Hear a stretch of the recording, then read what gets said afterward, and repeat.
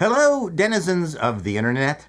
I have stayed out of the Sweet Baby Inc. controversy because so many of my fellow pop culture YouTubers are already knee-deep in it, but it has taken a new twist that I believe only I have picked up on. For anyone who does not know who Sweet Baby Inc. is, here's how they describe themselves. Sweet Baby Inc. is a narrative development and consultation studio based in Montreal and working around the globe. Our mission is to tell better, more empathetic stories while diversifying and enriching the video game industry. We aim to make games more engaging, more fun, more meaningful, and more inclusive for everyone. To translate, we are woke assholes and we pussyfy AAA games by race and gender swapping characters and making all the women look like bull dykes. The main controversy surrounds a forum group on Steam that lists all games Sweet Baby Inc. has infected and strongly recommend you stay away from them. Of course, this has caused a mental breakdown of the leadership of Sweet Baby Inc., who have been on the offensive to shut down this forum for listing all the projects Sweet Baby Inc. have listed on their own website. And as of this video, it looks like they have succeeded in shutting the forum down. The woke are circling the wagons. The entire pop culture community that encompasses comic books, video games, movies, TV shows are rightfully sick and tired of seeing our favorite property scorched earth into oblivion by these diversity hires. All this has been documented ad nauseum, so I'm not going to repeat it here, but there seems to be a shift in the wind, primarily through the help of plain old capitalism. We are not buying this shit these people are making. And the ESG money fueling this bullshit seems to be finally drying up. I personally do not blame Sweet Baby Inc. and their cohort of woke grifters for grabbing the cash these game companies are willing to throw at them. In most cases, the founders are long gone, and what we are left with are global corporate oligarchs who do nothing but suckle on the DEI teat. And the siren song of the angry women at Sweet Baby Inc. sounds sweet until the game companies realize too late that their vessel has been drawn onto the reefs of failure.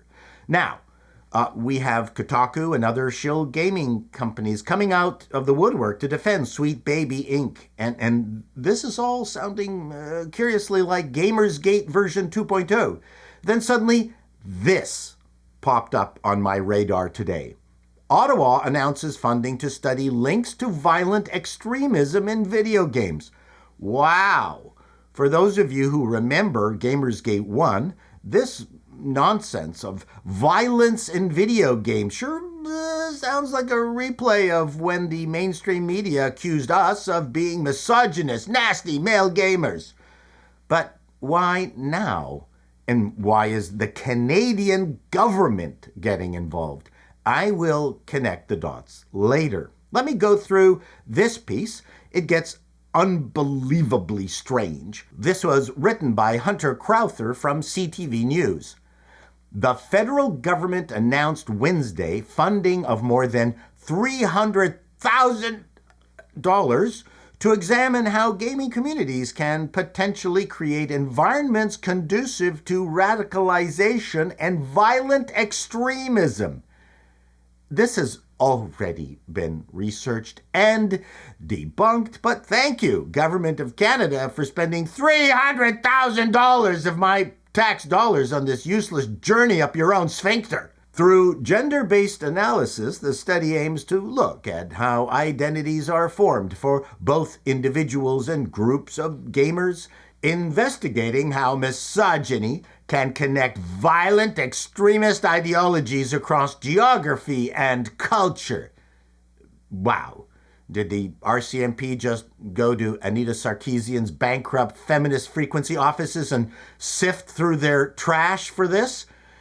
A news release from Public Safety Canada said the funding will go to the Royal United Services Institute, described as one of the United Kingdom's leading defense and security think tanks.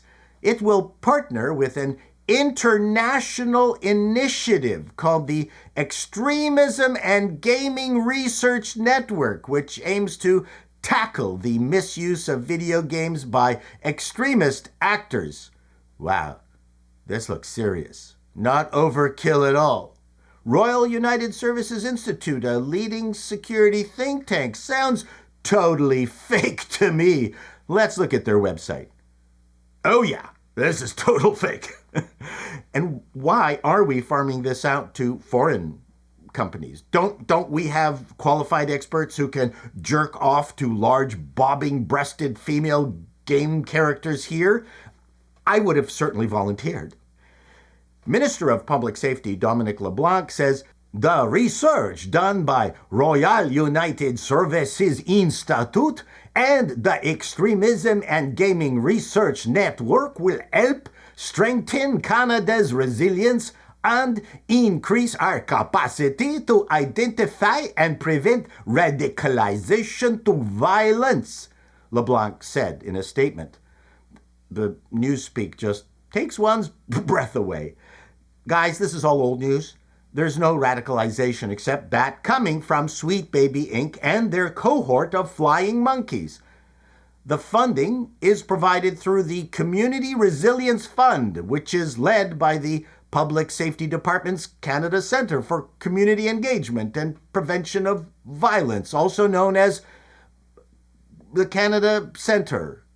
I didn't even know this stuff existed.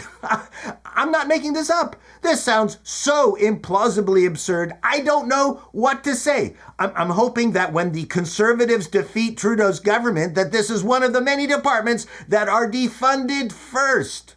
Dr. Jessica White and Galen Lamphere Englund, the project leads from the Royal United Services Institute, say they seek to better protect games from exploitation by those spreading targeted hate-based discrimination and extremism. Captain, no! The verbal masturbation dial, she won't go past 11! And finally, our project partners look forward to strengthening Canada's resilience by contributing to violence prevention strategies, especially tailored for gaming spaces. What the fuck does strengthening Canada's resilience mean? Resilience against what? What's our present resilience number? Do you have a target number you want to reach, like, I don't know, 7 out of 10?